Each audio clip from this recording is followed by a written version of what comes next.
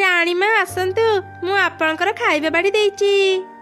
ଆଚ୍ଛା ଠିକ ଅଛି, ଆଜି ମୋ ମନ ପସନ୍ଦର ଖାଇବା ରାନ୍ଧିଛ ତ? ହଁ ରାଣୀମା, ଆଜିର ସବୁ ଖାଇବା ଆପଣଙ୍କର ମନ ପସନ୍ଦର ହିଁ ହେଇଛି। ବାଃ, ଖାଇବା ସବୁ ବହୁତ ବଢିଆ ହେଇଛି। ଯାଅ ଯାଅ, ମୋ ପାଇଁ ଆଉ ଗୋଟେ ପ୍ଲେଟ ବିରିୟାନୀ ଆଣ। କୁନି, ଏ କୁନି, ଆଉ କେତେ ସମୟ ଶୋଇବୁ?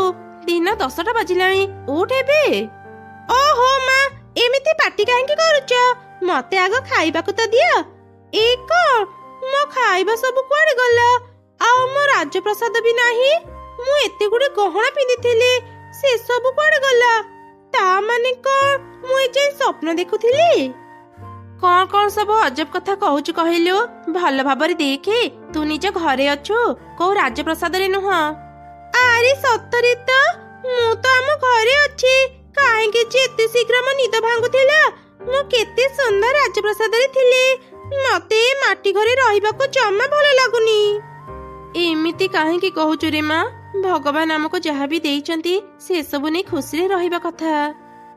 ତୁମେ ଖୁସିରେ ରହିପାର, ହେଲେ ମୁଁ ଖୁସିରେ ରହିପାରିବିନି ମା। ଦେଖିବ, ଦିନେ ଦିନେ ମୁଁ ଗୋଟେ ବଡ ରାଜପ୍ରସାଦରେ ରହିବି। ଆଚ୍ଛା ଆଚ୍ଛା, ସେତିକି ସ୍ୱପ୍ନ ଦେଖିଥା। ଏବେ ଆସେ, ମୁଁ ଖାଇବା ରୋଷେଇ କରିଦେଇଛି, କିଛି ଖାଇନେବୁ। ଏ କଣ ମା, ଆଜି ବି ଭାତ ସାଙ୍ଗରେ ଆଳୁ ଭର୍ତ୍ତା?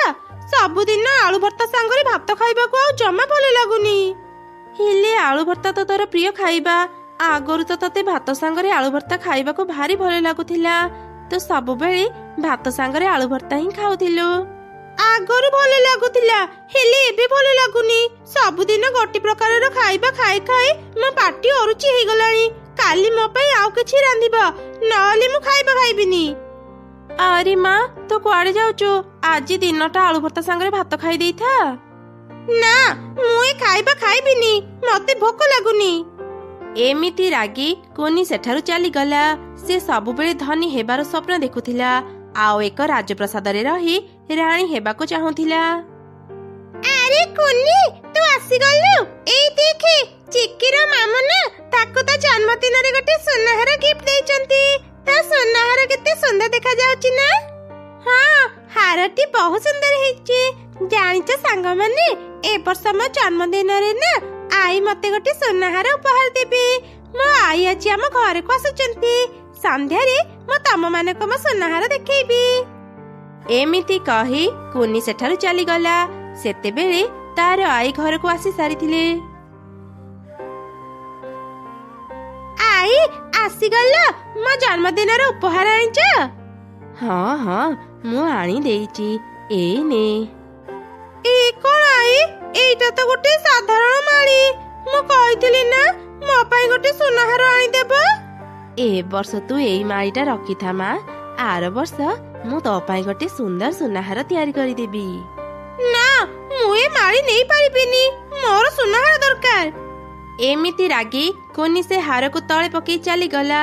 ଦିନକୁ ଦିନ ସେ ସମସ୍ତଙ୍କ ସହ ଖରାପ ବ୍ୟବହାର କରୁଥିଲା, ଯୋଉଥିପାଇଁ ମା ଚଢ଼େଇ ସବୁବେଳେ ଚିନ୍ତାରେ ରହୁଥିଲା। ଦିନକୁ ଦିନ ମୋ ଝିଅର ଜିଦ୍ ବଢି ବଢି ଯାଉଛି। ଯେତେ ବୁଝେଇଲେ ବି ସେ ଜମା ବୁଝୁନି। ହେ ଭଗବାନ, ମୋ ଝିଅ କଣ ଆଉ କେବେ ବି ବାସ୍ତବ ଜୀବନକୁ ବୁଝିବନି?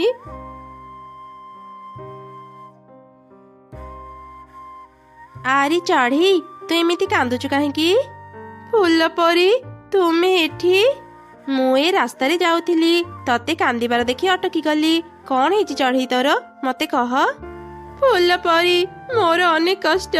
ମୋ ଝିଅ ସବୁବେଳେ ଧନୀ ହେବାର ସ୍ୱପ୍ନ ଦେଖୁଛି। ପ୍ରତିଦିନ ଭଲ ଭଲ ଖାଇବା ଆଉ ସୁନା ଗହଣା ପିନ୍ଧିବାକୁ ଚାହୁଁଛି। ମୁଁ ପ୍ରତିଦିନ କାଠ ବିକ୍ରି କରି ଘର ଚଳାଏ। ଏବେ କହିଲେ ପରି ମୁଁ କେମିତି ମୋ ଝିଅର ଇଚ୍ଛା ପୂରା କରିବି?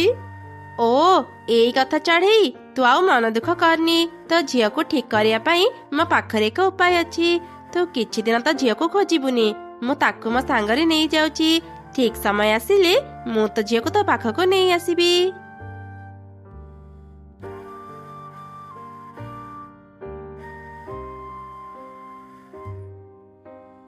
କଣ ହେଲା ଛୋଟ ଝିଅ, ତୁ ଏମିତି ମନ ଦୁଃଖରେ ଏଠି କାହିଁକି ବସିଛୁ? ଫୁଲ ପରି, ମୋ ସାଙ୍ଗମାନଙ୍କୁ ମୁଁ କହିଦେଇଥିଲି ମୋ ଜନ୍ମଦିନରେ ମୋ ଆଈ ମତେ ଗୋଟେ ସୁନାହାର ଉପହାର ଦେବେ। ହେଲେ ମୋ ଆଈ ମତେ ଗୋଟେ ସାଧାରଣ ମାଳି ଦେଲେ। ପରି ମୁଁ ଯଦି ସେ ସାଧାରଣ ମାଳି ପିନ୍ଧିକି ମୋ ସାଙ୍ଗମାନଙ୍କ ପାଖକୁ ଯିବି ସେମାନେ ମୋ ଉପରେ ଅନେକ ହସିବେ। ଓ ଏଇ କଥା। ଆଚ୍ଛା ହଉ, ତୁ ମୋ ସାଙ୍ଗରେ ଆସେ, ମୁଁ ତ ଇଚ୍ଛା ପୁରା କରିଦେବି। କିନ୍ତୁ କୋଉଠିକି ପରି? ମୁଁ ତତେ ଗୋଟେ ସୁନା ସହରକୁ ନେଇଯିବି। ସେଠାରେ ଗୋଟେ ସୁନା ଘର ଅଛି, ଆଉ ତୁ ସେ ଘରେ ରାଣୀ ହିଁ ରହିବୁ। ତତେ ଯେତିକି ବି ସୁନା ଗହଣା ଦରକାର ତୁ ସେସବୁ ସେଠି ପାଇପାରିବୁ। ତୁମେ ସତ କହୁଛ ପରି? ମୁଁ ସେଠି ରାଣୀ ହେଇ ରହିବି? ଏମିତିରେ ବି ଏଠି ଗରିବ ହେଇ ରହିବାକୁ ମତେ ଜମା ଭଲ ଲାଗୁନି। ଆଉ ଡେରି କରନି ପରି, ମତେ ସେ ସୁନା ଘରକୁ ନେଇଯାଅ। ମୁଁ ସେଠି ରାଣୀ ହେଇ ରହିବାକୁ ଚାହୁଁଛି। ଆଚ୍ଛା ତେବେ ଆସ ମୋ ସାଙ୍ଗରେ। ତାପରେ କୁନି ଚଢ଼େଇ ପରି ସାଙ୍ଗରେ ସୁନାର ରାଜପ୍ରସାଦକୁ ଗଲା। ସେ ରାଜ୍ୟରେ ସବୁ କିଛି ସୁନାର ଥିଲା। ପରି ଚଢ଼େଇ ଛୁଆକୁ ସେଠାକାର ରାଣୀ କରିଦେଲା। ଏତେ ସାରା ସୁନା ଗହଣା ଦେଖି ତ ଚଢ଼େଇ ଛୁଆ ଅନେକ ଖୁସି ହେଇଗଲା। ଆଜିଠୁ ତୁ ଏ ସୁନା ରାଜ୍ୟର ରାଣୀ। ତତେ ଆଉ କିଛି କାମ କରିବାକୁ ପଡିବନି, ସବୁ କାମ ତ ଦାସୀମାନେ କରିଦେବେ। ତୁ ଏବେ ଭଲରେ ରହ, ମୁଁ ଯାଉଛି। ଏମିତି କହି ପରି ସେଠାରୁ ଚାଲିଗଲା। ସୁନା ରାଜ୍ୟର ରାଣୀ ହେଇ ଚଢ଼େଇ ଛୁଆ ଅନେକ ଖୁସି ଥିଲା। ସେ ସୁନାର ରାଜପ୍ରସାଦରେ ମନ ଖୁସିରେ ବୁଲିଲା। ତାକୁ ଭୋକ ଲାଗିବାରୁ ସେ ତାର ଦାସୀମାନଙ୍କୁ ଖାଇବା ଆଣିବାକୁ କହିଲା। ଦାସୀମାନେ ଚଢ଼େଇ ଛୁଆକୁ ଖାଇବା ଆଣିଦେଲେ। ଖାଇବା ଦେଖି ତ ଚଢ଼େଇ ଛୁଆ ଆଶ୍ଚର୍ଯ୍ୟ ହେଇଗଲା, କାହିଁକି ନା ସେ ସବୁ ଖାଇବା ଥିଲା ସୁନାର।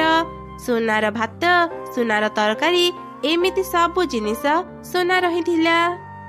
କଣ ହେଲା ରାଣୀ ମା, ଏମିତି କଣ ଦେଖୁଛନ୍ତି? ଖାଇବା ଖାଆନ୍ତୁ। ଖାଇବା କଣ ଆପଣଙ୍କର ପସନ୍ଦ ହେଲାନି? ମୁଁ ସାଧାରଣ ଭାତ ତରକାରୀ ଖାଏ, ଏ ସୁନାର ଖାଇବା ମୁଁ କେମିତି ଖାଇବି?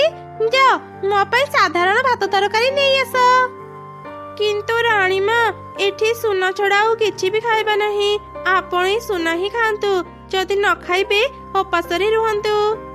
ଚଢ଼େଇ ଛୁଆ କିଛି ବି ଖାଇ ନ ପାରି ଉପାସରେ ରହିଲା। ଏମିତି 2 ଦିନ ବିତିଗଲା। ସେ କିଛି ବି ଖାଇବାକୁ ପାଇଲାନି। ଚାରିଆଡେ ଅସଂଖ୍ୟ ଧନ ସମ୍ପତ୍ତି ଥିଲେ ବି ତା ମନ ଖୁସି ନଥିଲା। ମୋର ମା କଥା ବହୁତ ମନେ ପଡୁଛି। ମାର ହାତ ରନ୍ଧା ଭାତ ଆଉ ଆଳୁ ଭର୍ତ୍ତା ଖାଇବାକୁ ଚାହୁଁଛି। ମତେ ଏଠି ରହିବାକୁ ଆଉ ଭଲ ଲାଗୁନି। ମୁଁ ମୋ ମା ପାଖକୁ ଯିବି।